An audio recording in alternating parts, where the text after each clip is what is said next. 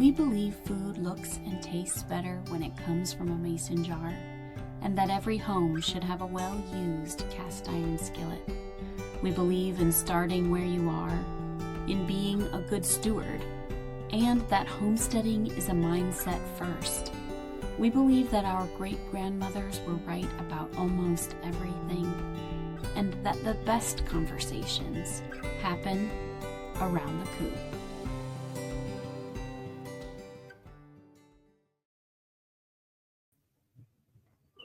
Well, hello, everybody, and welcome to this month's episode of The Coop, where we have live conversations with some of the folks that are at the forefront of the modern homesteading movement. So before we get into it and before I introduce our guest today, I'll just quickly introduce myself. My name is Anna Sikoski, and I am the editor-in-chief of Homestead Living magazine, which is a monthly print magazine dedicated to helping readers like you live healthier, more sustainable lives. So if you are not yet subscribed, then I implore you to do that today. You can actually use the link below the video to subscribe. And if you do subscribe today, you will still be subscribed in time to receive a copy of the May issue. And we are actually featuring our guest today on the cover of the May issue, and she's sharing her story, her full story in there. So our guest today is Kaylee Richardson from the Honeystead, and Kaylee is an herbalist, a beekeeper, and an advocate for holistic health and whole body wellness. And so we are going to be talking today about a whole bunch of different things because Kaylee wears many hats. So we're going to be talking about bees and the medicinal magic of bee byproducts like honey and propolis and pollen and all sorts of things. We're going to be talking about why beekeeping is a cornerstone of a thriving homestead and how you can integrate that on your own homestead, simple herbal remedies to support holistic wellness, how bees and herbs can work together to support your health and the health of your land, and other lifestyle choices that are not to be overlooked in creating a foundation of holistic health. So before we get into it, well, first of all, I'm just seeing a whole bunch of people in the comments here. People are joining us from all over the place. So thank you to everybody who was able to make it live today. I would love to know if you could put it in the comments, what actually brought you here today? Is there something in specific that you are most interested in learning about? Is it the bees? Is it the herbs specifically? What exactly are you hoping to learn in this conversation? And of course, you will have a chance to ask questions as well. So as we go throughout this conversation, please feel free to pop your question in the comments box there, and we'll get to some questions near the end, but we might take a few questions from the audience too as we go. So, all right, so starting bees, beekeeping, herbs, mostly herbs for now. We just got our first hive and want to learn as much as possible before we get the bees, all of the above. Perfect. Most interested in herbs. So there's a good mix here. And that's perfect because, like I say, we're going to be talking about how these two things can work really seamlessly together and how they can actually support each other. So not just the medicinal properties of bees and their byproducts and how they can support our health, but how herbs can actually help to support the health of bees, which is a really interesting conversation as well. Perfect. All right. So before we get into it, I just want to thank the Homestead Documentary for sponsoring this episode of The Coop. So the Homestead Documentary is your ticket to modern homesteading inspiration with 20 episodes across 2 incredible seasons. You'll meet 50 real-life homesteaders that are turning their dreams into reality, from growing your own food to raising livestock and starting a profitable homestead business. This series covers it all. You can instantly binge season 1 and 2 for just $59 and start your homesteading journey today. So you can head over to homesteaddocumentary.com right now to subscribe. That again is homesteaddocumentary.com. All right. So Kaylee Richardson, as I said, is an expert herbalist, a beekeeper, and the heart and mind behind the Honeystead, where she blends her Appalachian mountain upbringing with her passion for natural living. She was raised in Virginia's Blue Ridge Mountains and grew up foraging herbs and roaming free. She is a self-described feral child of nature. And today she tends over 30 bee colonies on her family farm, teaches herbalism, and shares her knowledge and wisdom through her YouTube channel, The Honeystead. And of course, through her upcoming feature article in Homestead Living magazine. So she is also a former surgical assistant turned holistic healer and herbal medicine practitioner. Kaylee's journey led her to study at the Green Comfort School of Herbal Medicine, and she's also the author of the upcoming book, The Beekeeper's Apothecary, a foundational guide for becoming your own herbalist, which will be published by Homestead Living later this summer. All right, so welcome, Kaylee. Thank you. Thank you. And yes, feral, I think, is probably appropriate. And that's an inside family joke, but yeah, I'm now sharing that pretty much with everybody. But yeah, feral, that is something I can relate to. 100%. Yeah. Well, so you do have a really interesting story because you kind of started out, you had this kind of a little bit of a magical childhood where you actually were exposed to some of these things, to the herbs and to the bees and to this natural way of living, and got to kind of run wild and free like so many of us want for our own children. And you got that experience growing up. And then you actually kind of transitioned into the more modern Western medical system as a surgical assistant in the operating room, and then kind of made this transition back to herbalism and natural living. So can you just give us the kind of 50,000 foot view of your backstory and how you came to be doing what you do today? Well, in short, I do really enjoy trying to figure out how things work. And that's kind of just, my brain. But I also know that even as a young child, I really wanted to be a nurturer. I wanted to care for, whether that's animals, whether that's bugs. I mean, I had a pet turtle that I would take to school with me all the time. Nobody would know about that. But, so I was always caring for something. And I ended up marrying my young high school sweetheart, and we moved to Kansas. He was stationed in the Army there, and I started my schooling there as a CNA, and kind of grew into the medical field, but doing various tasks, working in an Alzheimer's and dementia unit, to even going and working and doing hospice. And I really value all the lessons that I learned there, because there's a beauty in every phase of life. And some of the people that I was blessed to be able to take care of kind of reminded me of how important it is to kind of, follow your heart, follow your passion. And when you're seeing somebody's life end in front of you, and if they have a smile on their face, you know that they did something right. And so that was kind of my, okay, I have to keep going, but I'm still wanting to find my roots. My husband and I came back to Virginia, which is home, and we started a little homestead up on the mountain. And I had this tiny little garden that I absolutely loved. But we foraged for a lot of our mushrooms. We foraged for a lot of our, a lot of the pawpaws, the fruit, So I was able to kind of get that again. But at that time, I became a mother of two children, and my kids they were my little forager buddies. They were perfect height to find all the morel mushrooms.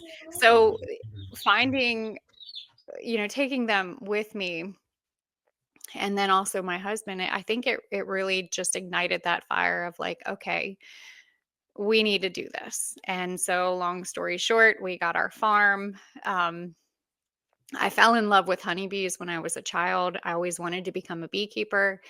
And I just had to kind of wait. And so fast forward, continued into the medical field. I started seeing kind of a trend of just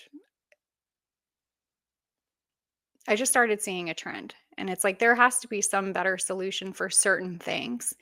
And so I started studying for myself. I started realizing that when you're working with anything, whether it's herbalism or the holistic approach, you do kind of have to be your first client. And as a mother, I'm on call. I was doing so much and I had my farm, I was hurting myself. And the bees is the going to the bees and doing my hive inspections is kind of where I started finding like my own inner peace.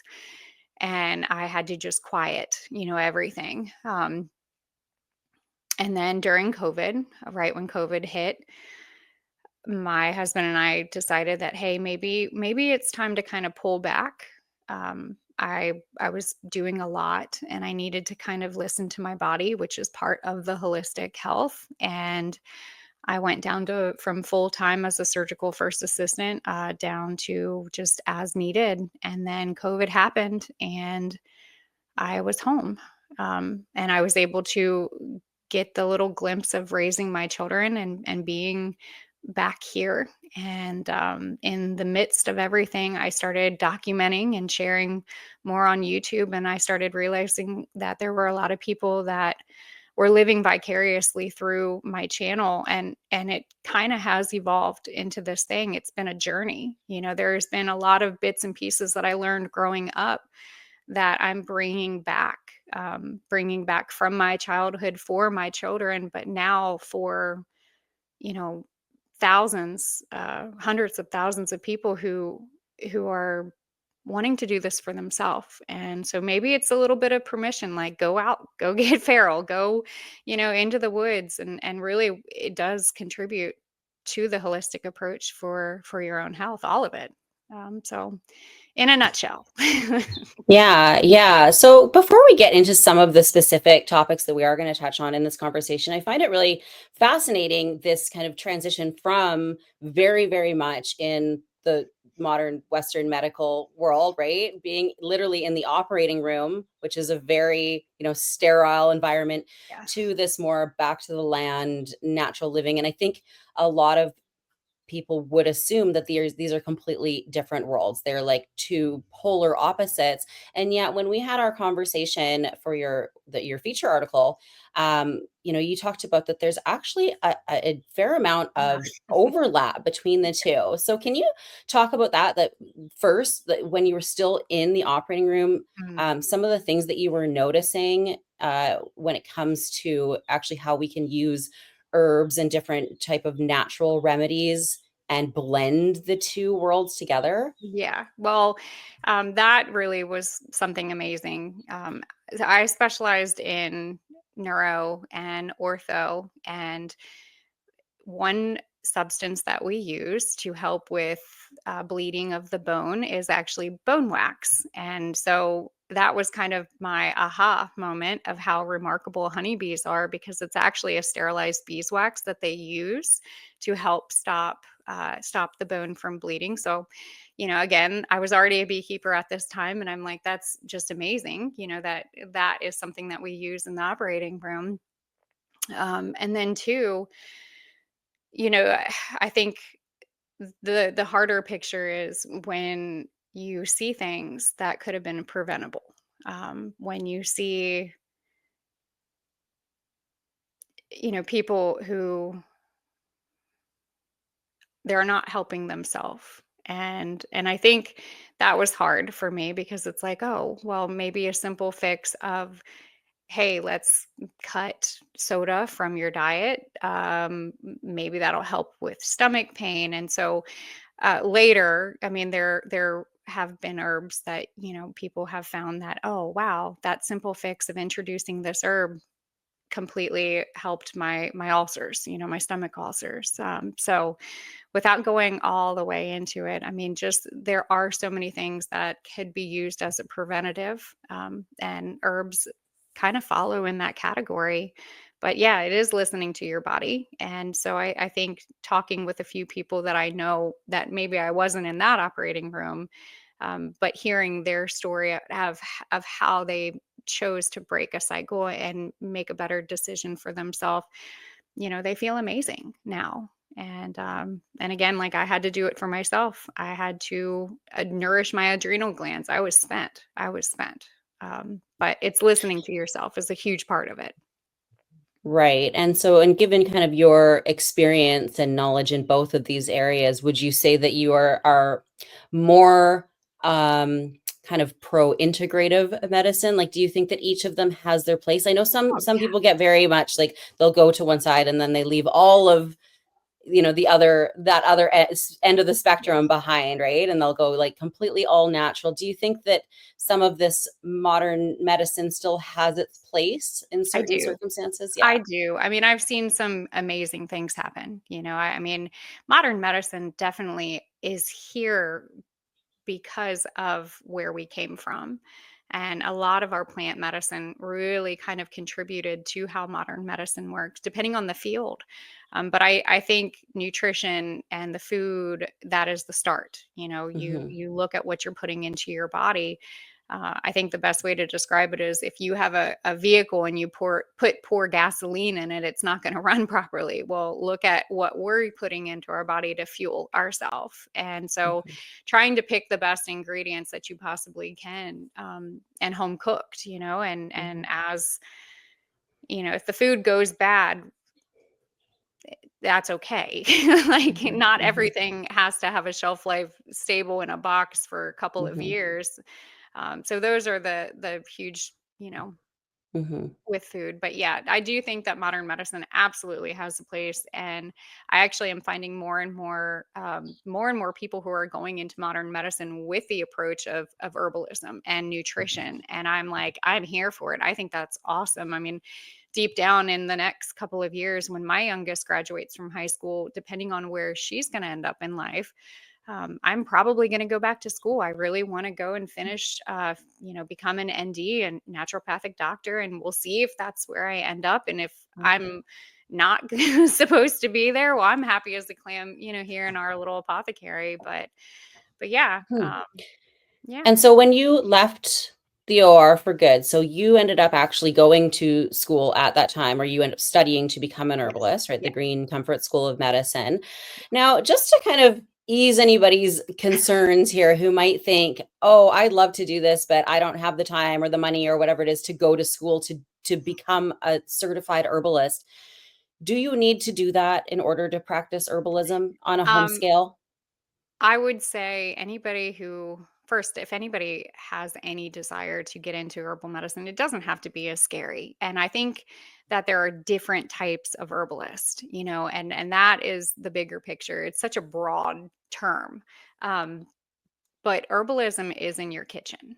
Herbalism is in your spice rack. And yes, I have a certificate. It's not required. And so it's a fancy piece of paper. It's on the wall, but I spent almost 4 years of training. And the one beautiful thing about herbal medicine is no matter how long you've been doing it, you still will continue to learn. I mean, my herbal school instructor is, I think she's going on 40 years now of herbalism as an herbalist. And she's like, I'm still learning, which that's the beauty of it. But I think if you are cooking with the herbs, if you are making a broth with thyme and oregano and adding in your garlic and a little bit of ginger, a little bit of cayenne, depending on if you need a little heat, that is herbalism. Hmm. I mean, that Hmm. is using the herbs to help support your health.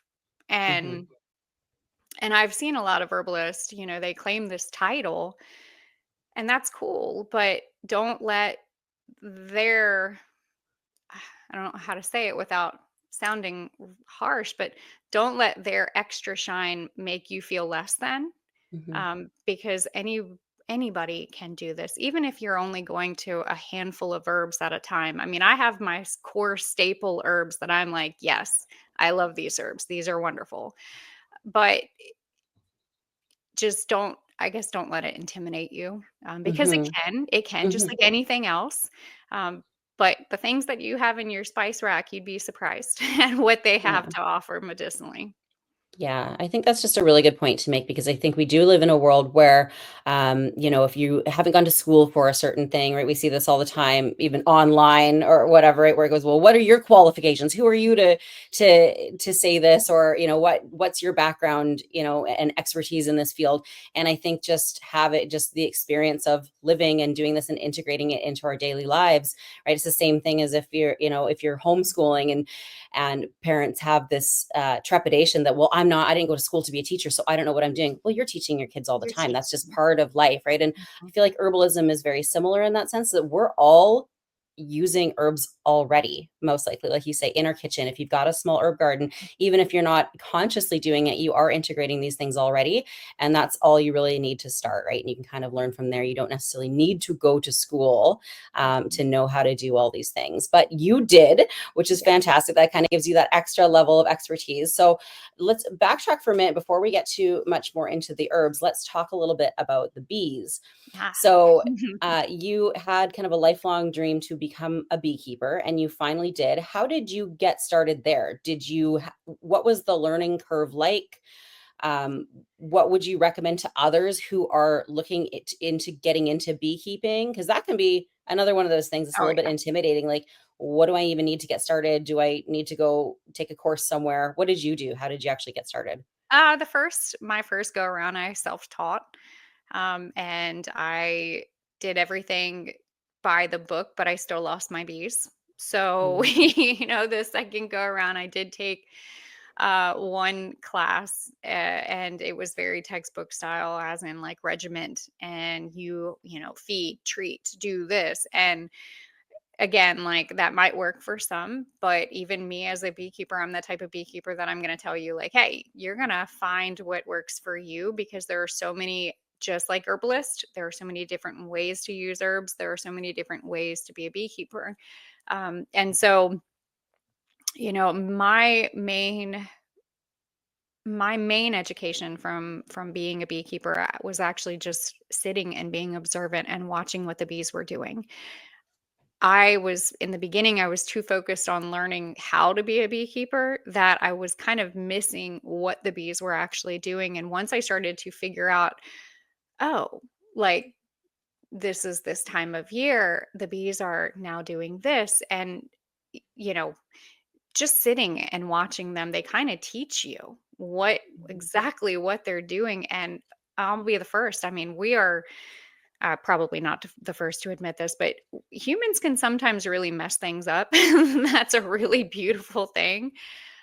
So for me, I just want to. I mainly learned from the bees, and right. not how to ruin something that was already beautiful. Hmm. So So it does look like we've had quite a few people in the comments saying that they're getting into beekeeping now, or they're wanting to get into it. So you said you kind of did everything by the book and you still lost your bees. What yeah. were some of those things that in the end you're like, oh, actually, that wasn't the best Uh, path for me to follow with mine? And what were some of the solutions that you found?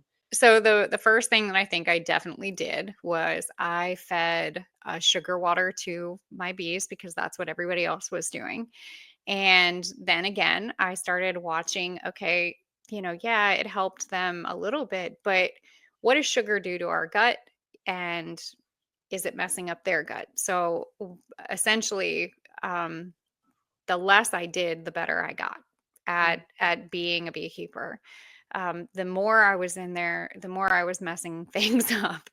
But some of the things that I've done to be a successful beekeeper, which this year, I'm actually getting ready to go and do a hive inspection here in the next couple of weeks, when the temperature warms up. But this is going to be one of our first, I believe, one of our first year of having 100% survival rate with our colonies. And so that wow. that is huge. Yeah. But again, it takes listening to them.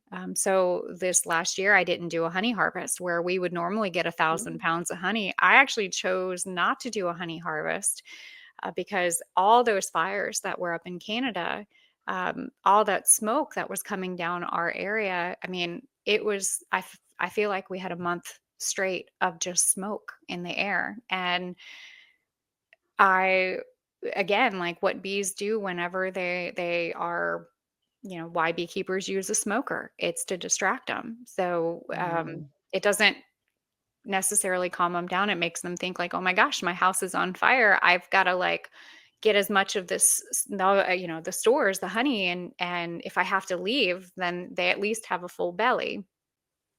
So I made a quick decision of like, hey, I'm not going to harvest this year. Is it a financial Was it a financial burden on my homestead? Yeah, a little bit. That was a decent amount of income that could have supported my family, but again, by me not harvesting, it allowed them to have everything that they need. And, coming out of winter, they're all flying. Mm-hmm. So I think with beekeeping, yeah, there are things to follow in a book, but they are not textbook. Mm-hmm. There are so many things that could alter whatever decision you make. Um, the other thing that I do is I plant a lot of herbs around our farm. Mm-hmm. I mean, that is the huge aspect to why I feel like our survival rate is so high is because of the herbs. And I have a little experiment that I've been working on for a couple of years, and I'm making note. And at some point, maybe I'll pitch it to somebody and see if it turns into a beautiful study. But I'm using herbs outside of our colony. So when the bees enter into the colony, they're rubbing through the herbs, which have the volatile oils on them, which is thyme and oregano are the main two. But those volatile oils, that's thymol. That's a mite treatment that beekeepers will put into their colonies to help with the varroa mite. So I'm using trying to use the natural plant medicine for Mm-hmm. them, to help. Right. Yeah. Um, So actually, we had a question from Sarah that asked if you're not feeding them with sugar water, do you use how are you feeding them? So do you use any essential oils or what? So what are you doing instead? Or you're just letting them I'm letting forage them for their do. own food? Yes. The other thing, that's a good question, because I will say I've only purchased 4 nuke boxes my entire beekeeping career, which I feel like is like 9. I feel like I'm 9 years, 10, going on 10 years, I think. I can't remember exactly. Um, but I bought 4 nukes, which is it's a established colony. The queen is already in there. She's already laying. Everybody knows everybody. There's honey, there's pollen, there's nectar. Those are the best for, if you're purchasing bees. I've never actually purchased a package. Our survival rate with people who purchase packages of bees, which essentially is a box of bees, and the queen is Mhm. kept separate, and you feed them a heavy, heavy sugary syrup. Everybody I know in this area really has not been able to successfully overwinter a nuke or a package of bees. Right. So I think too, and the other thing too is like the climate. So if you're up north and you're getting bees that are put together in a package down south, they're shipping it up. Those bees aren't not necessarily acclimated to this area. So nukes are my favorite, and swarms. Catching swarms is definitely my favorite. And that they tend to be the hardiest. And I will go out and catch, up to, I think last year I caught 20 swarms within like a 10-day time period. But that's essentially if you get good genetics, it's going to help your Yeah. overall survival rate. But when you catch a swarm, you don't really need to feed. They're ready to build. Right. They're busy. A nuke is already established, and you really don't need to feed. But a package you do. A package Right. requires a little bit of TLC, which Right. you know So starting with the kind of good, healthy stock and a good foundation, which ties into what we're Yes. going to talk about with our own health as well, right? Yeah. And then from there, so you noticed, because you were kind of doing this at the same time, you had started beekeeping, you had started then going back to school for herbal medicine, and Mhm. you were doing both of these things, but maybe not integrating them right at the beginning, and you started noticing some of these connections between the two. Yeah. Is that right? Yes, absolutely. That And 100%. And so what was it that made you think, oh, well, I'm going to, just plant some more herbs around here and see if that helps to, keep them healthier? Like, where did that idea first come from for you? So definitely the thymol, researching what people were using for like the varroa mite treatment, understanding that that constituent is what's in thyme and oregano. That was a huge start. But I also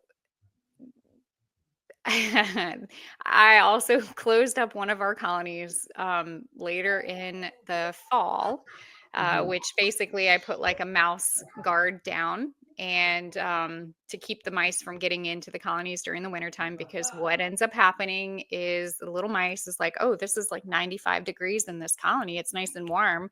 We're going to build a nest in there. Well, I closed up the colony a day after I did my last hive inspection and check, and came back the next spring and realized that I had a completely mummified baby little mouse like skeleton Mm, covered in propolis. Well, the propolis is the all from all the tree resins that are in our area, and so I started doing a lot of research about what propolis was, and come to find out that I think scientists have only been able to identify up to 300 different plant species in one colony based off of the propolis, which is remarkable because really the honeybees are the original herbalist. I mean, they're the one going out and they're foraging for plant medicine to come back to their colony to keep them healthy. But uh, propolis is antimicrobial, it's antiviral, it's antifungal. And so, what that colony did by coating that mouse in the propolis, it actually kept their colony healthy right. because they already knew, like, oh, we have to coat this because if not, it's, I mean, the death in the colony, it gets a little nasty. So, Mhm. but for me, it's like watching how the bees are so hygienic and seeing that they're going out and doing this already instinctively. Nothing, they've never picked up an herbalism book, Right. so Yeah.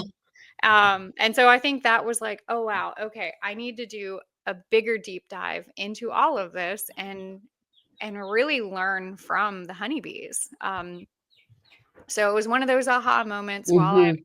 observing them and learning what the bees are doing to only make me a better beekeeper and also an herbalist. Right. So seeing them go out and harvest was amazing. Right. And so just kind of giving them what they need to thrive naturally in their environment. And now you're integrating the herbs, they're bringing that back to their colony, they're thriving. Mhm. And then now we'll kind of get into some of the medicinal properties of some of these bee byproducts. So you mentioned propolis is one of them. Mhm. Honey, obviously, is Yeah. another one that we're all familiar with. And most people know that honey has a lot of medicinal properties. But there are different types of honey as well. And actually, we've had a couple questions come in about honey specifically, but what are the health benefits of honey? A couple of people have asked specifically about manuka honey, which is Uh, actually something that we discussed. I was curious about this too, because you always hear, about like, oh, something like that, like manuka, it's manuka honey. Is it, mhm. is it better for you than other types of honey? In our area, we have, like, I can go buy a jar of wildflower honey or fireweed honey. So, first of all, just honey in general, what are some of the major health benefits of honey? And are there differences between the different types? Yeah. Yes. So honey, huge antimicrobial. Some of the ways that we use it are on our skin. I actually use it on my face. I will, crush the rose powder into it and make like a rose mask facial. If you do have bees, I don't recommend you going outside with the rose on the honey. Do you just put On the your honey? This is just straight honey? That seems like Yeah, very yeah. difficult to Yep, put I on just and off. put the honey in, but I am in my last couple of years of in my 30s, and I feel like, hey, it's actually last yeah, I'll be 40 before I know it. But putting the rose and the honey on my face every so often is wonderful for especially for, wrinkles and all of that. But other than that, Putting it on burns, I actually put honey on bee stings as well. It'll help take the sting out, not the stinger, but it'll help take the pain out.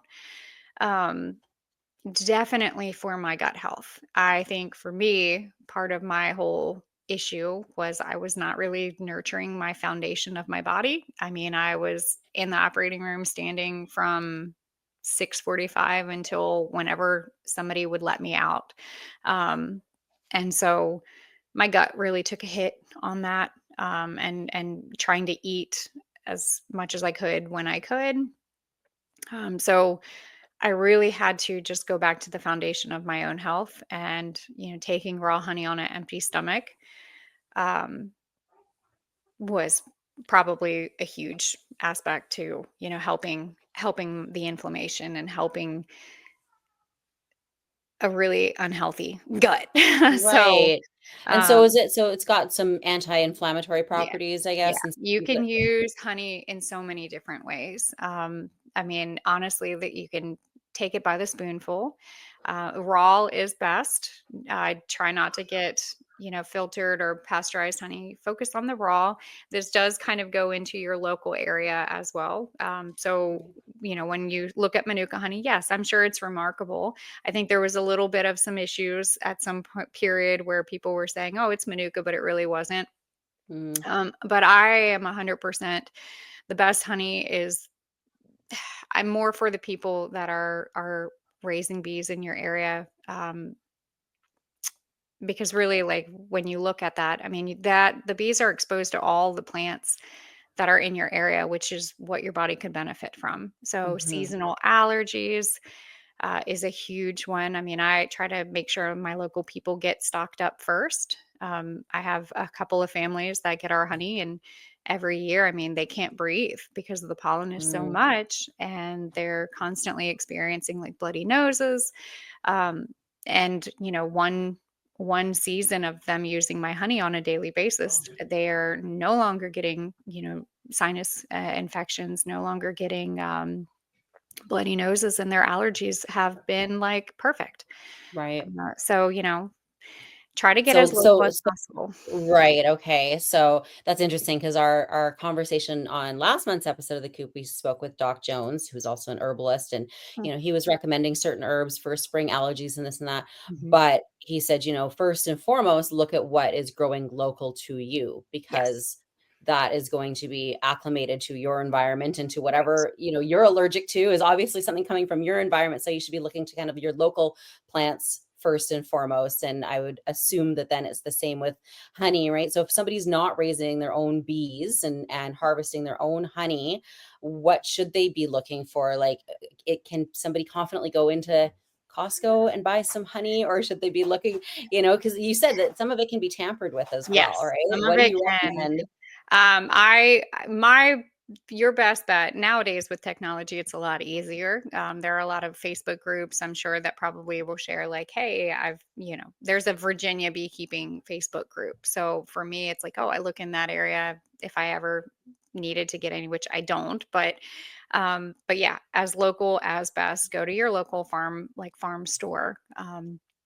Because yeah, some of the honey that you buy from stores is could be tampered with, and Right. there's so many loopholes on getting honey from all over. I'm really the foundational aspect of it is you do want to support your community as Mhm, well, mhm. because that really supports your community's foundation. Right. So, you know, try to find a good group. Your local extensions office might also have a list of beekeepers that are in your area that you could easily contact and say, hey, nowadays the farmers markets are getting trendy, so make friends with the farmers market, make friends with Mhm. the beekeepers there, and a lot of times, they'll have a good substantial amount that you can get through a year's worth if you're willing to invest. I mean, we have some people that want a 5-gallon bucket of honey, Yeah, and I'm if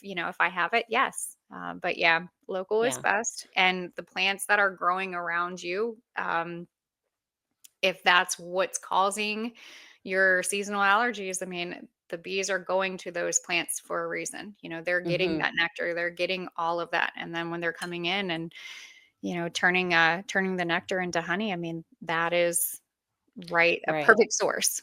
And so that is why some of these different honeys have different properties, Mhm. because it depends on the plants that they're actually foraging from. So some of that plant medicine is actually getting right into the honey and the bee Oh, byproducts yeah. themselves. Oh, yeah, Yeah. 100%. I mean, again, the bees are the original herbalist. They're the ones going out and doing it and just putting it in a perfect little frame, Yeah. for us to be able to harvest. So we'll talk in just a second about now, because that on its own, I think, is really cool, that you don't even need to necessarily be using herbs yourself. If you're taking some of that honey in, you're just by default taking in some of that herbal medicine. It's just coming via the honey. Yeah. But then we can do actually combining the honey with herbs to create different, medicinal remedies and that sort of thing. Before we dive into that, there are a few Okay. kind of beekeeping specific questions that we've had come in. So I want to touch on some of those. So the first one that we had, Star asked, "Hi Kaylee, do you have issues with predators getting into the hives? And if so, how do you deal with that?" Because it sounds like you try to be quite hands off for the Mhm. most part, right? For the most part. Yeah. Um, what type of interventions do you do? Where do you step in? So, because that is my farm business, I do have to be very mindful of this.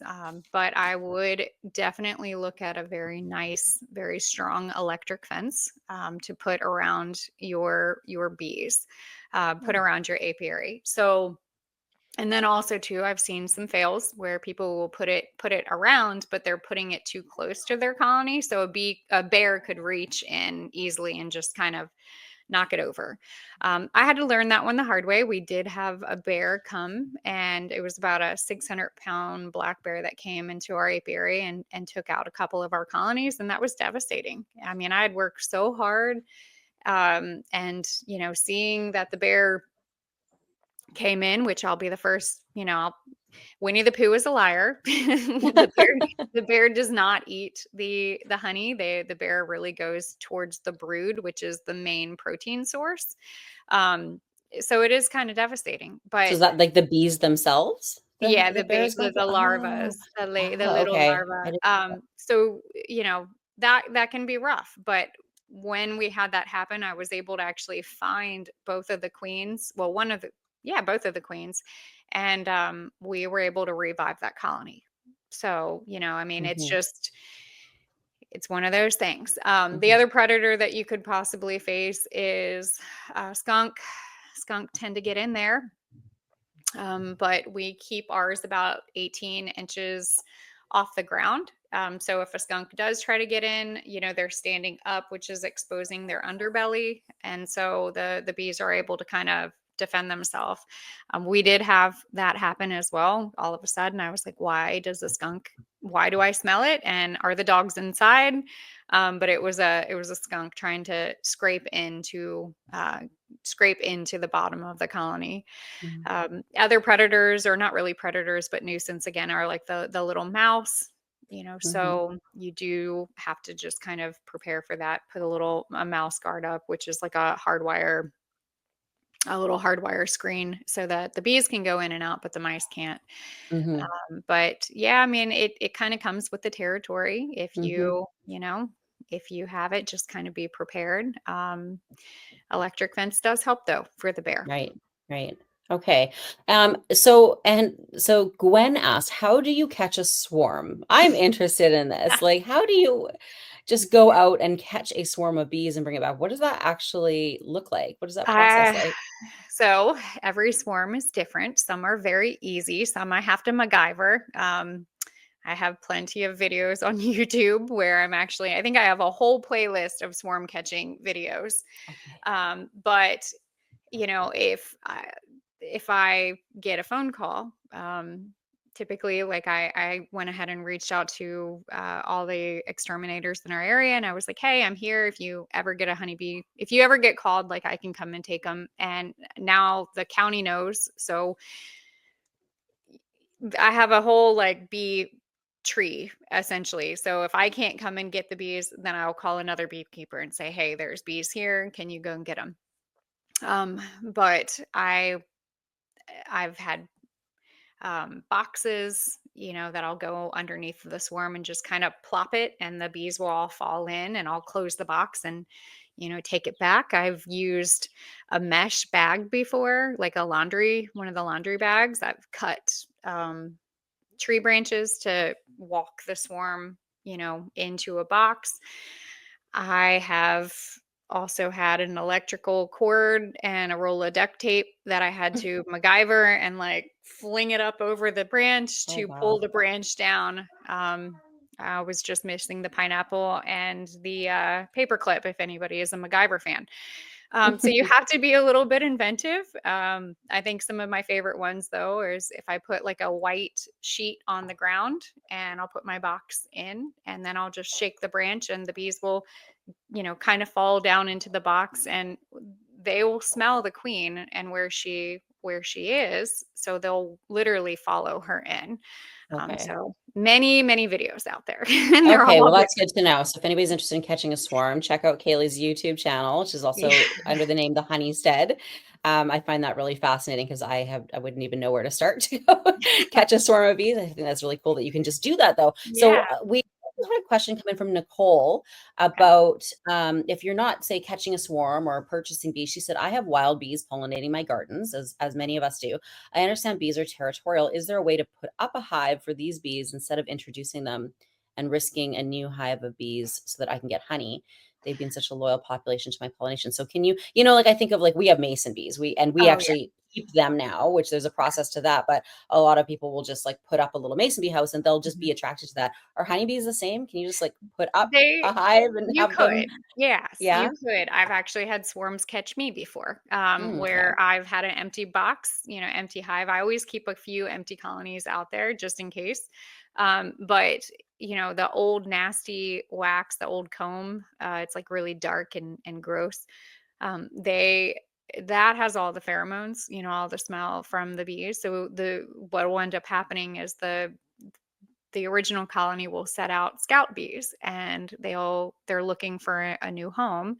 So the scout bees will come out, and they'll smell it, they'll inspect it, they'll go back to their original colony, and they're like, hey, we found an empty apartment, fully furnished, let's go. Mm, And so half of that colony will then take off with the old queen. A new queen will stay back, with the bees and everything too. And that's essentially how they swarm. That is a swarm. A swarm is just their way of just reproducing and dividing.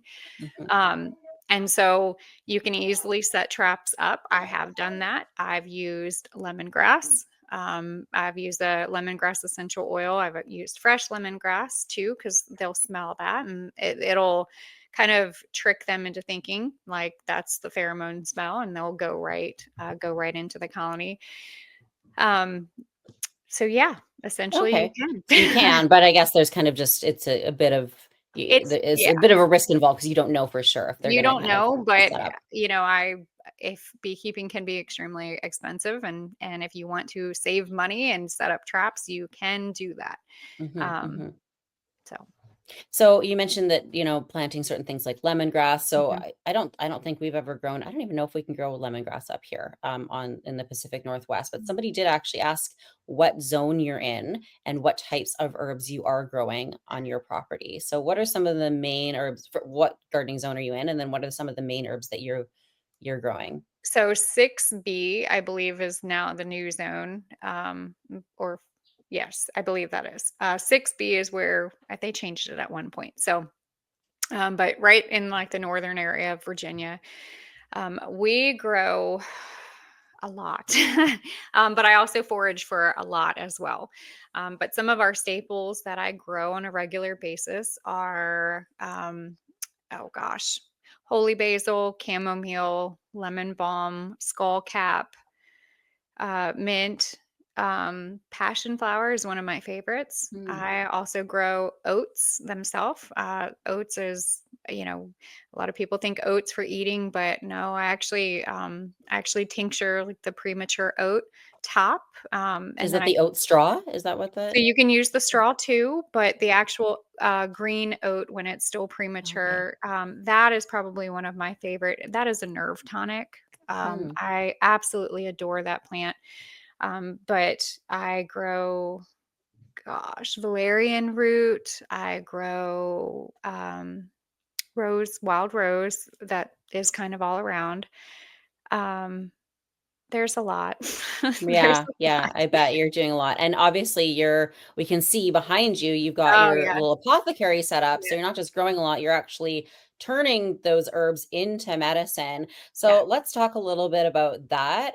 What types of medicines you're making? What for other people that might want to start making their own herbal medicines at home, where is maybe a good place to start? What are some good herbs to start with, and what are some of the different types of preparations? Um, I always tell everybody first before you go to, start stocking your apothecary or before you go to start growing herbs, look to your reason why. For me, again, my apothecary, and this is by far like my apothecary in my house is a little china hutch, little cabinet where I have all of my herbs, separated, and I'll blend them together to make a tea, depending on what we need. But for this space up here, I am a community herbalist, so this is not a requirement for everybody to have, unless you want to, and I'm all for it. But when you're looking at the herbs that you want to grow, look to the reason why. What are the issues? Whether you have, possibly like a small child who tends to have stomach issues, or that nervous, anxious belly. Catnip is a wonderful herb for that. That settles the stomach. If you want to boost your immune system, what does that look like? That's, possibly echinacea, possibly the elder, whether it's elderberry, or you can use the elderflower to help reduce fever as well. So I think looking at why you would want to, and then start pairing it with the herbs that you Mm, would want to grow. Um, if there's an inflammation issue, okay, turmeric. You could easily grow turmeric, I'm sure. It's hardy, depending on the area. mhm. But turmeric is wonderful for inflammation. So I think you don't have to grow them all, but Mhm. look Yeah, I at was gonna your say, or reason why. turmeric, that might just be a spice that you're keeping in your spice cabinet, Yeah. or, buying fresh if you're not growing it, because Mhm. I'm only on a quarter acre, and I know a lot of people out there are limited in the space that they have to grow everything. And some herbs, you always hear, oh, an garden is a great place to start because you can actually do that on a pretty small scale. But You once you can. do get into some of these more medicinal herbs, like they can get quite large. Yeah. I planted things like mullein and Right. echinacea and mugwort and motherwort and all those things a few years back, and I was like, holy, I didn't expect everything to get this big. Yeah. So sometimes you can be a little bit limited in the space that you have. Do you have a supplier or somebody that you recommend, if people are wanting to maybe bring in some more of these medicinal herbs and start playing around with these, but Yeah. maybe don't have the space to grow all of them? Yeah, absolutely. Definitely look in your local area. There might be somebody that specializes in growing certain herbs. And that I love because, again, like they're able to harvest. You can probably get it fresh and then you could end up drying it or use it fresh right there. Um, but there are bigger companies if you're ever interested in looking at them. I think the top ones that I like are Pacific Botanical is a nice one. That's a farm that they're growing a lot of the herbs, and you can get it shipped to you. You can also buy in like large amounts. Mhm. For me, because we also host workshops here on our farm, so sometimes we do have to get a larger amount. Or if I'm blending up a specific protocol for somebody and they need a whole month's worth, so it's nice to have a lot of the resources. But Frontier Co-op is also a great one. Mhm. You could Okay. also look at Star West Botanicals, Mountain Rose, but also too, instead of like buying a full pound right away, you might look and see if you have a little health food store in your area that has a little tea shop or a little herbal section. Well, you can get a couple of ounces and try it, Mhm. because that is another thing. Herbs sometimes have a very strong taste and you might not like it. I know for me, like valerian root, I love the plant that's growing outside. Like I love it. I think it's beautiful. I bring it in here. And although I like it in a tea, I've kind of been told I'm not allowed to brew a cup of valerian inside my house because it makes the whole house smell like stinky feet. So I will instead take that and I'll tincture that. And that's Right. in a, extracting it with an alcohol. And, so there are so many fun ways to use the herbs essentially. And that's where you can just be extremely versatile. And Azure Standards also has herbs as well. I haven't purchased from there, but I'm Right. getting ready to kind of get my order together. But I do know that they have. I have tried their honey too, and I think it's pretty Right. good. So And so I know that you do actually combine a lot Mhm. of your herbs with honey directly, Yeah, because that is one method of kind of extracting some of these yeah. herbal properties. So what are some good, if somebody wanted to play around with that, what are some good herbs to try maybe infusing into honey, or how are some ways that you can bring both of these, the medicinal properties of both these things together? Oh, there are so many different ways, but yes, infusing essentially, you're taking the fresh herb. You can do dried herb too, but honey likes to pull out the moisture, so just be mindful of the ratio. So some of my favorites that I love to do is I'll take goldenrod and I'll harvest the goldenrod and then I'll infuse that, chop it up and infuse that in my honey. So, I'm now harnessing all the goldenrod's medicinal properties, which is also another lovely plant for fall allergies. You know, goldenrod tends to get a bad reputation because everyone's like, oh my gosh, it's yellow. That's why I can't breathe. That's actually a ragweed, but Mm, goldenrod is a good offset. Spring, my favorite thing to do for spring is I actually powder stinging nettle.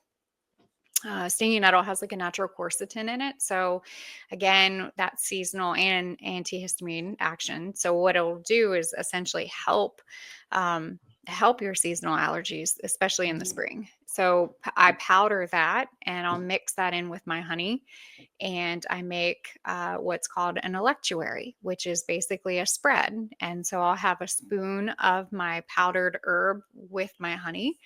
And, I sometimes will just take it straight, or I add a little bit more extra powder into it and roll it around as in like a pea-shaped form, and that's called a pastille. So you're mm, making a honey pill for it.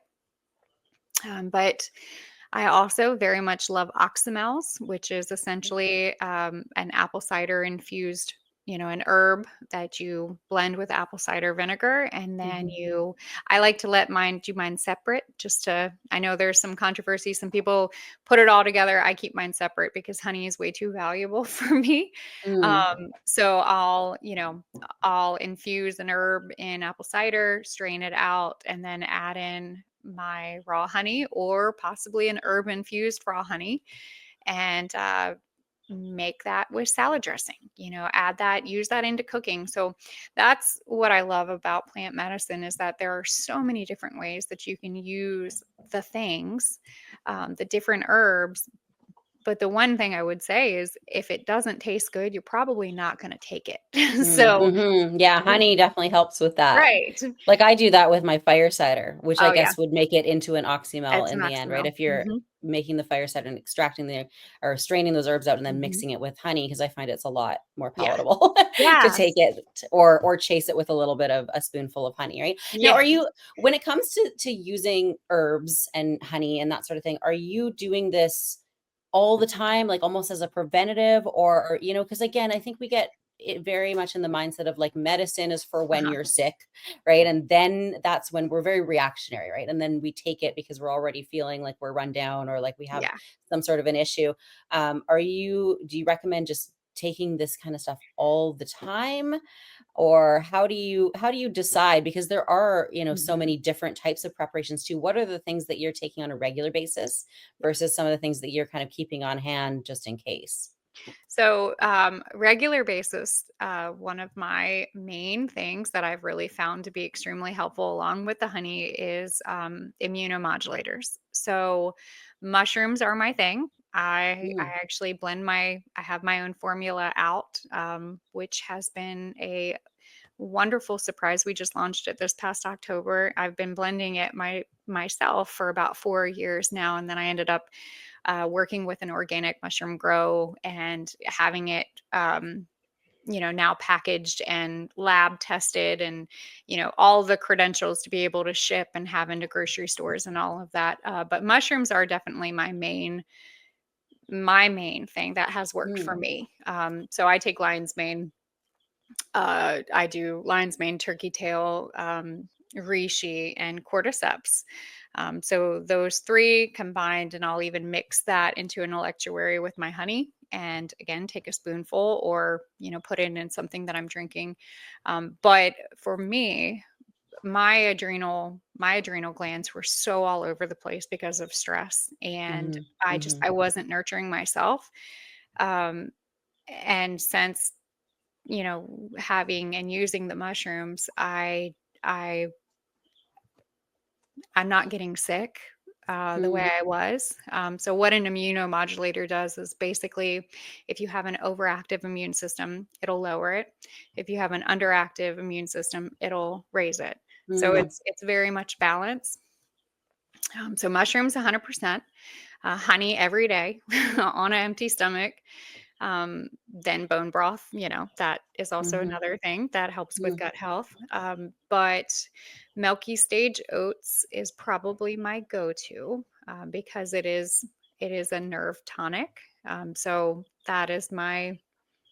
that's my front pocket herb that I use before I go into a public place, grocery store. Like, I'm just like taking a little bit because mhm. um, not a big fan of going into Costco. I hear that. But yes, so the difference is there are, if you look at herbs as categories, okay, so you've got herbs that are nutritive, herbs that are going to offer nourishment. Those can be taken every single day. Then you have herbs for your acute onset. What is that? If you have a cold, if you need to, help break a fever, those herbs you would need, like you would if you're going to your medicine cabinet and you're grabbing like a Dayquil. So Mhm, kind of that mindset. And then there are herbs more for chronic situations, which is a combination of nutritive herbs along with herbs that will help kind of build back and restore. But all of mm, that together, that's more for disease. That's more for a diagnosis. Um, which don't discredit, but it really comes down to your foundation. Like, mhm, when you make a conscious decision of, hey, I really need to make some changes, I need to break a cycle. um, Herbs are wonderful, but they're not the main. Don't use them as a band-aid. um, right.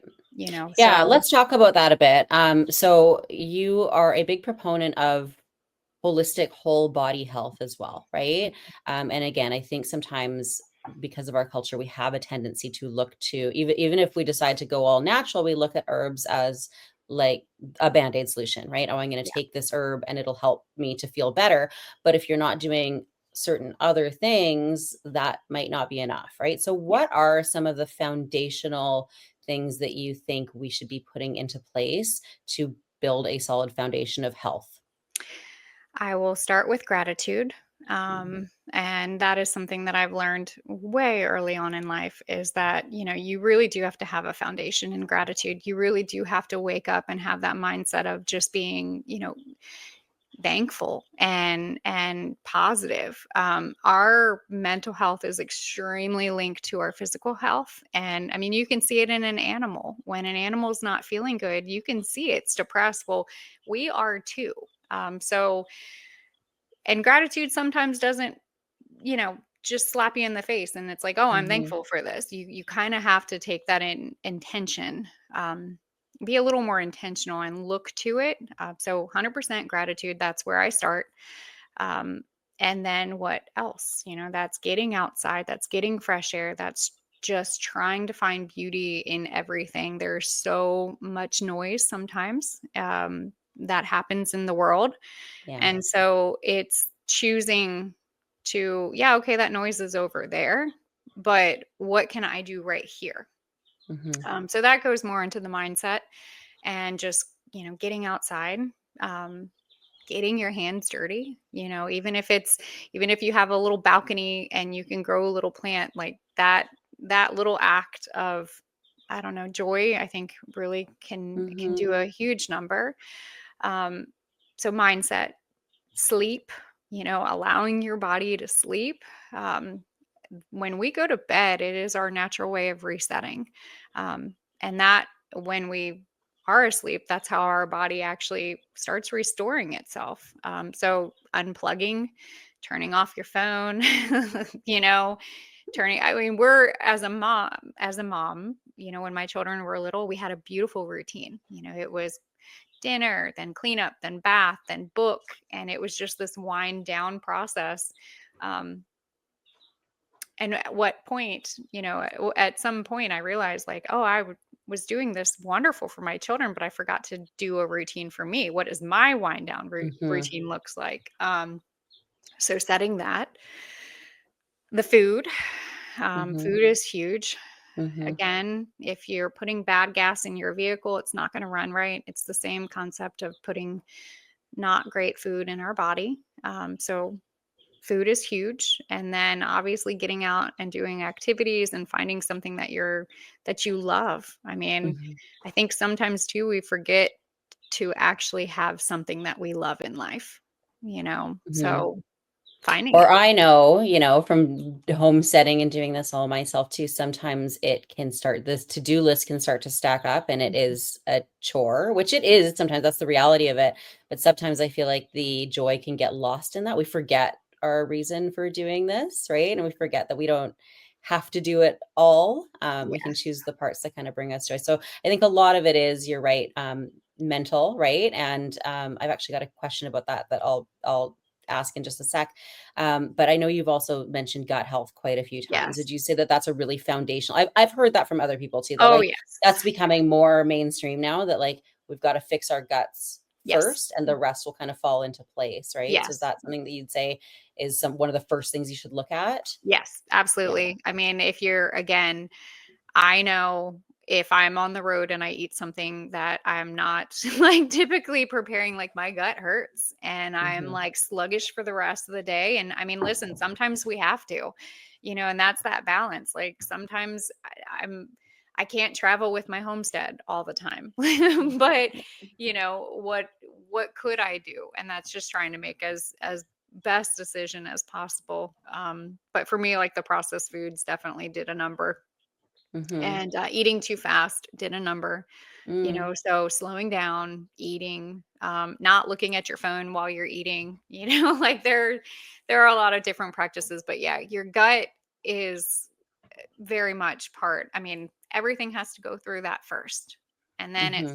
it starts to disperse, through your body. Right. Yeah, that So makes sense. So, okay, so on that topic, so Haley had asked, she said, I am a mental health therapist, and a lot of my clients are interested in holistic alternatives to symptoms for sleep, depression, and anxiety. Any yeah. suggestions? Now, I know you've kind of mentioned a few of the foundational things here.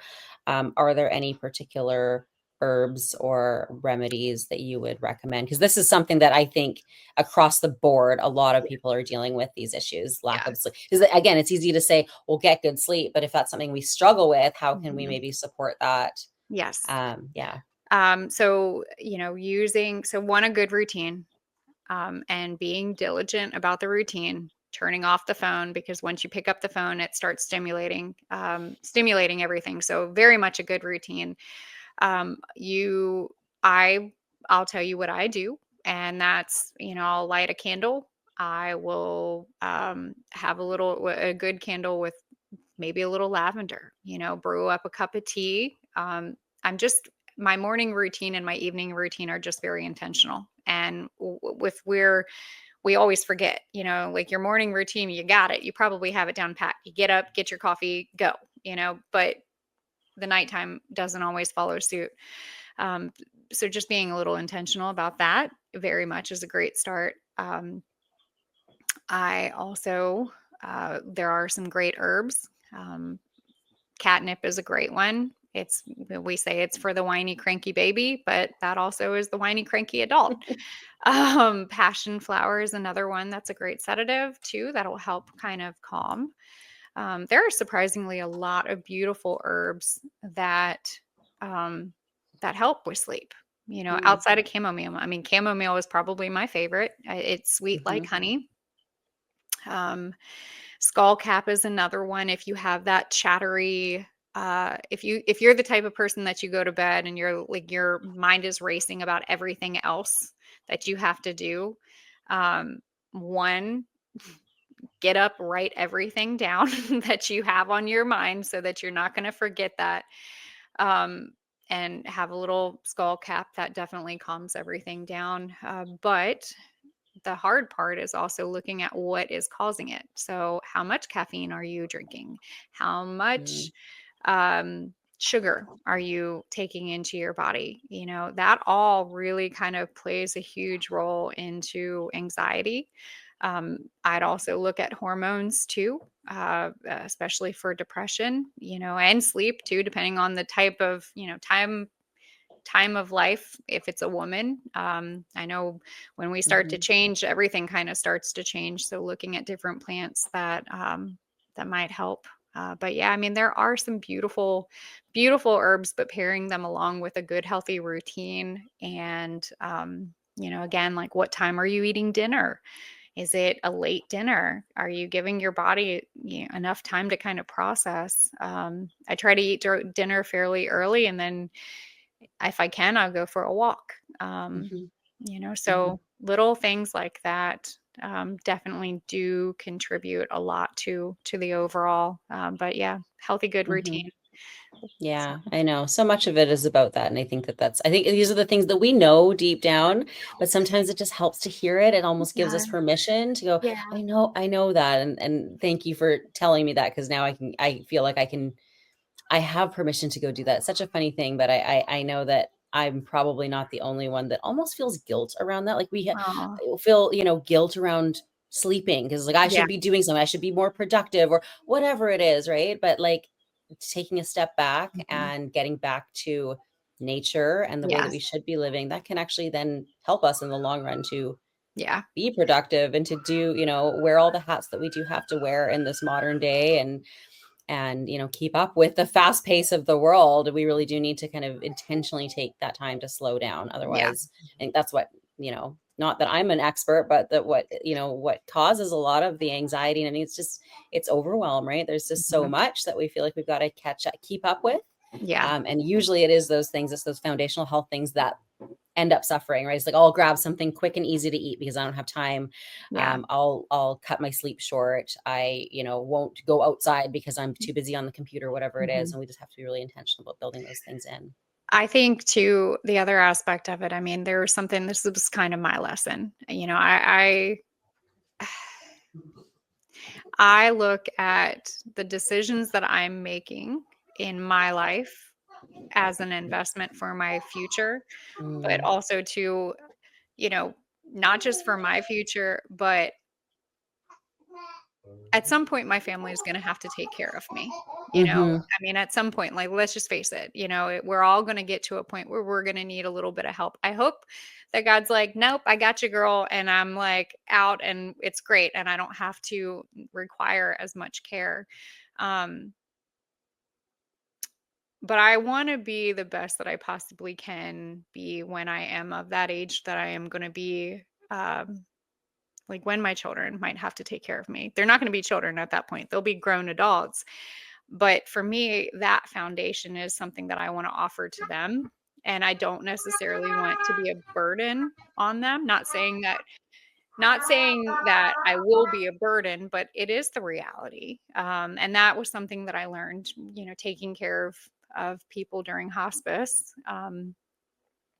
That was what they kind of struggled with, is feeling like they were a burden. And I'm like, no, you are not a burden. Some people were extremely healthy, but sometimes, and anything could happen. We don't know. But I just want to do what I can now so that when my children are older, they can see that I've done a good job trying to take care of myself now so that later in life we're going to be good. I mean, right now we're a caregiver to my grandmother. She's 93 years old, and I'm telling you what, that woman is remarkable. I mean, I have her out in the woods with me going foraging. But Right. it's because she took care of herself, you know? So yeah. Yeah. Yeah, for sure. I love that idea of looking at it like an investment, because we make all these investments into other things in our life, but for some reason we don't always think of our health the same way. Yeah. So making those investments now so that we can benefit from them for years to come, I think is really important, and the people around us benefit from those as well. Yeah. So we will get into a few more questions before we wrap up, but I do want to talk a little bit about your book, because everything that we have talked about today is basically what forms the foundation of the book that you wrote, right? A lot of this information is in there, Yeah. what we can be doing to support our health now, but also for the future, making those investments. So tell us a little bit about your book, what's in it, what can people expect to learn from the book, and do they need any type, like, is this for everybody, Yes. or do they need to be beekeepers? No. Who is this book written for? Um, if I were to put a picture, I mean, honestly, it's hard to pick a specific age person. I know sometimes when they say like, who is this for? Well, I mean, I wrote it for me. Mm, This book essentially is my entire notes of everything, my formulas, my protocols, um, my time as a surgical first assistant with anatomy and physiology and understanding how the body works. Again, I had to learn from myself how to take care of myself.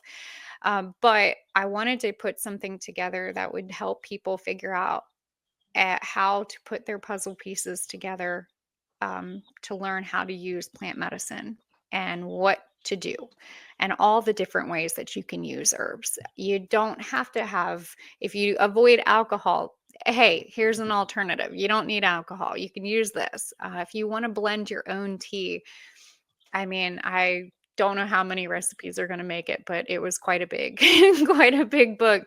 yeah. But some of my favorites, learning, sharing about electuaries and mixing powdered herbs with the honey and making pastilles and oxymels, salves, even, again, like Mhm, his beeswax, mhm, like, hey, I get that. I'm here. That's how I'm using these herbs. So really, it's for the person who wants to learn, and for the person who wants to learn how to help themselves or possibly somebody else. And mhm, yes, this is the Beekeeper's Apothecary because I am a beekeeper. And I use a lot of, wax and honey and propolis. And for me, that's just, again, if it doesn't taste good, you're not going to take the herbal medicines. mhm, So, mhm, but yeah, I mean, it's for the person who wants to learn how to help themselves. mhm, And as an herbalist, even though I work with people, my way of working with somebody is it's to kind of break that cycle, mhm. the cycle of being dependent on another system. Yeah, I don't want somebody to be dependent on me to help them. I want to give them the tools that they can help themselves. right. And really that's what it's about.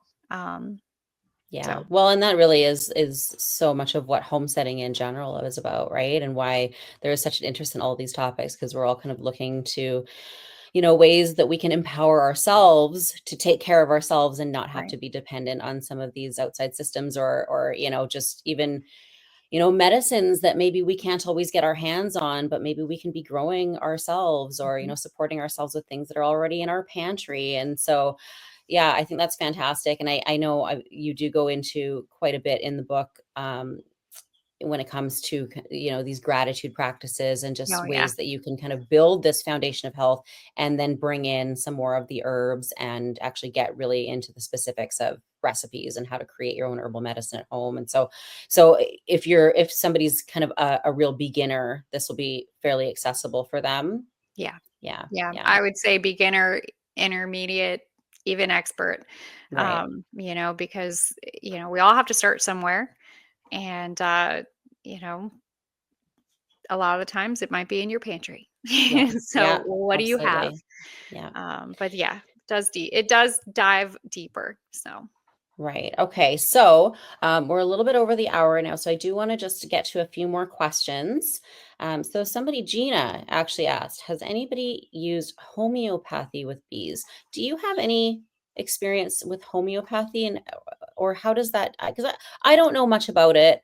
But is that different from just regular herbalism or it what? is. It is a Yeah. little different. I mean, there are definitely, I've never done that really together. I mean, the only homeopathy product that I've taken on a regular basis, and actually, in in the operating room, some surgeons would actually recommend this, specifically like plastic surgeons.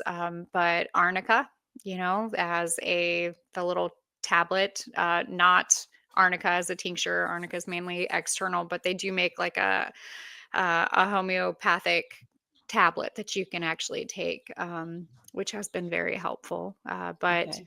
But no, I mean, other than that, no. I mean, I try to focus strict with the herb. So, Okay. Okay. All right. I think we had some more beekeeping questions in here as well. Actually, a few people brought up hops. Do you do anything with hops as far as using them as an herb or with your um, bees? so I don't like it. No, okay. No. Okay, yes, you can grow hops for the bees. They do actually produce a beautiful pollen. I have hops here, but I'm not a big fan. I'm not a big fan of it. As a sedative, they're great. But I've done a few hops in with like my tea blends at night, and I'm like, I feel like Mhm. I'm drinking a hot beer with. Okay.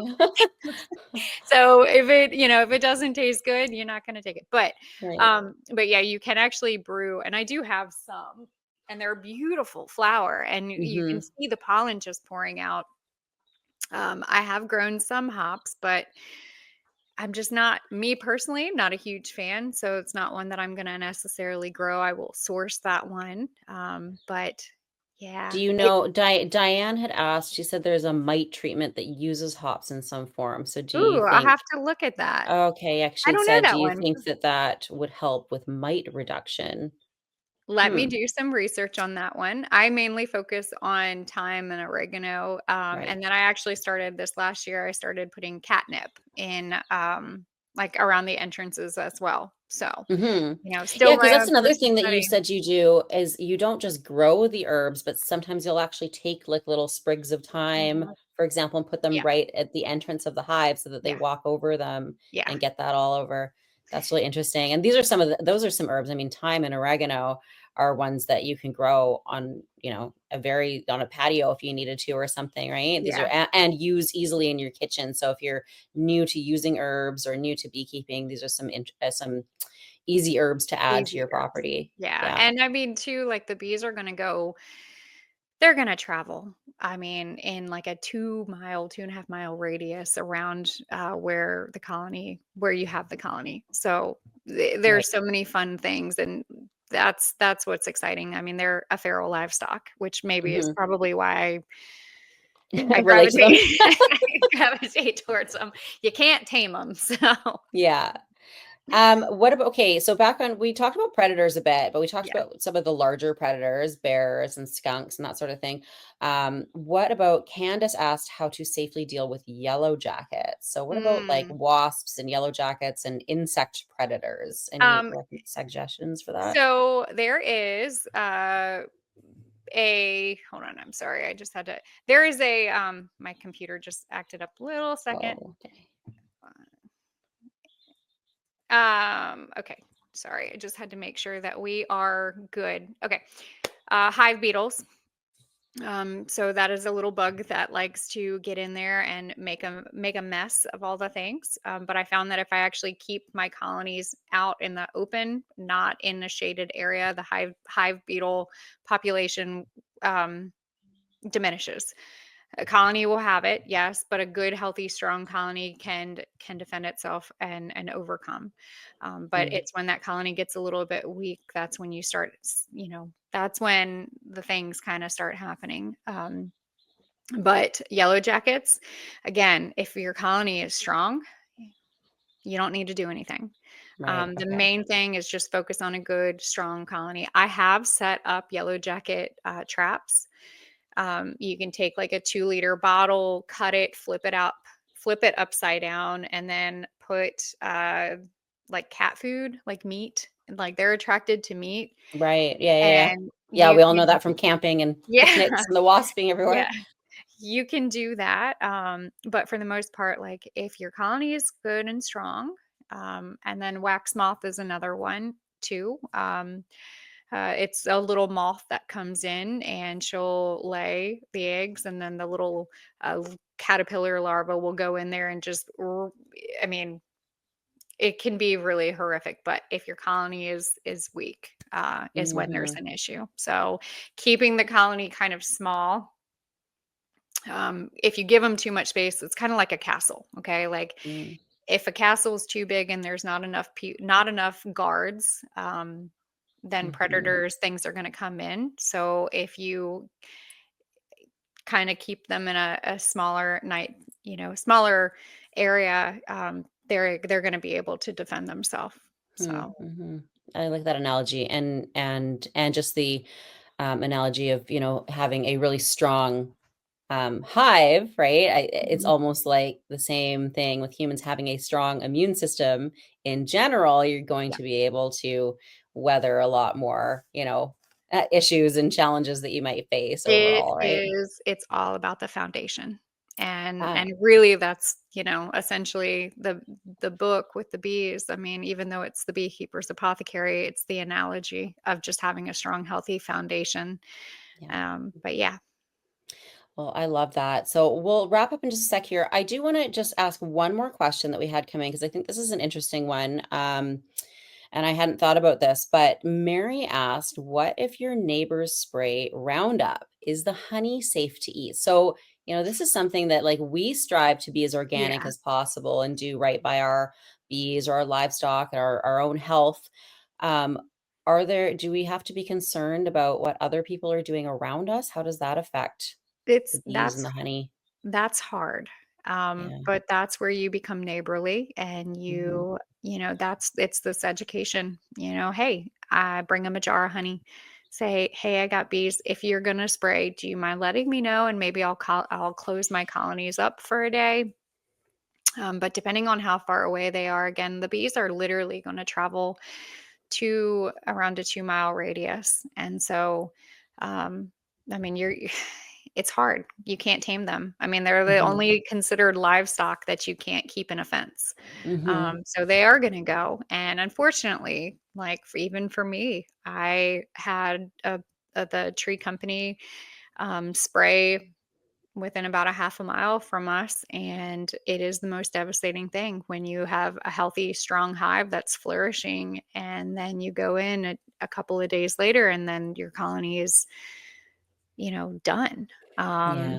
I mean, that's the saddest thing in the world. But I think that's where we just have to really start educating and teaching, like, hey, like, look at what you're putting on these plants. Like, why? Why are Hmm. they trying to kill? And that could be a whole deeper conversation. Hmm. Like, why are Hmm. they trying to kill the actual weeds that offer the most medicinal property? I mean, some weeds have so much more than, you know, so much more medicinal property than what you can actually grow. Hmm. Like dandelion, dandelion's a Hmm. huge one. I mean, you can start going down that rabbit hole, but it's again, let it grow. Yeah. So not everything Yeah. has to be perfect in rows. So Yeah, and we can't control everything, but I think you're right, mhm. and I think just kind of leading by example, right? And we hope that our neighbors look to us and see that we have, thriving gardens Yeah. and, homesteads and everything, and maybe take a cue and Yeah. stop using some of those harmful chemicals. But again, I think we can't control everything, and we just have to do the best we can Yeah. on our property and for our own health. And I think that everything that we've talked about today are really good ways to do that and to get started. All right. So let me just double check and make sure, because we're coming up on an hour and a half. So I do want to wrap up, but I want to just make sure we haven't missed any. I know we've got some more questions. I'm sorry if we were not able to get to everybody's questions, but that is where Kaylee's book comes in. So definitely, if you haven't pre-ordered yet, you can pre-order.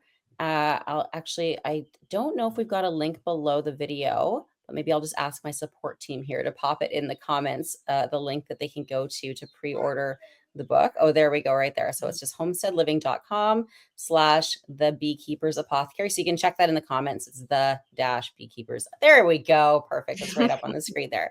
So if you haven't pre-ordered your copy yet, make sure to do that. And of course, make sure, yeah, it'll also be in the email with the replay. I know we had a few people asking about whether or not there would be a replay. There will be a replay if you want to revisit any of this as well. And then, of course, remember that Kaylee is going to be featured on the cover of our May issue. It is a beautiful cover, by the way. I don't think Kaylee's had a chance to see it yet, but very excited for that to come out. So if you haven't subscribed to Homestead Living magazine yet, make sure you do that. That link is below the video. And so thank you so much for taking time out of your day to be with us here today, Kaylee, and to everybody who was able to attend live. Yes. Thank you guys for having me. And I hope that I answered a good bit of the questions. I'm sure there's going to be plenty more, but yeah. So definitely. And I think we're already looking forward to another book, because there is so much, much information, not just on the herbalism and everything, but about the beekeeping aspect. I know there's a lot of people that are really interested in that as well. That book is in the works. Don't worry. Yeah. We're still pre-ordering. We're already talking about book number 2. And of course, Kaylee's YouTube channel is the Honeystead. So make sure you check that out as well. She's got lots of great informative videos there for anybody that is interested in beekeeping and using herbs and just living a healthier life. So thank you so much, everybody. And we will see everybody next month for next month's episode of the Coop. We will be back with John and Molly Chester next month from the Biggest Little Farm documentary. So looking forward to talking to them. Thank you so much, everybody. And we'll see you then. Bye for now. Bye, guys.